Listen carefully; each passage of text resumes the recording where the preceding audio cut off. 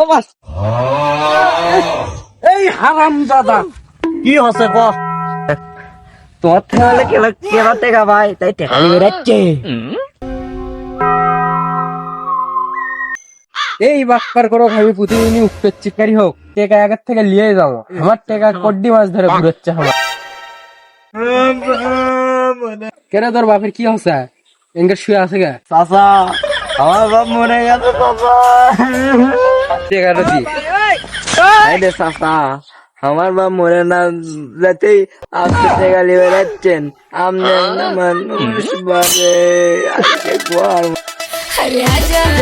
আমার টেকার কি হবে? চাচা মাফ করে দেন চাচা, দয়া ধর্ম করেন চাচা। আমার কাছে অত টাকা নাই এখন, মাফ করে দেন, মাফ করে দেন। আচ্ছা ঠিকই আছে, মাফ করে দেন। টেকা 6 লাখ লিছিল, 1 লাখ টাকা দেওয়া লাগবে। 1 লাখ টাকা মাফ করে দেন, আর 5 লাখ টাকা আমাকে দিয়েছিস। ও বা, তুমি কি করলে এটা?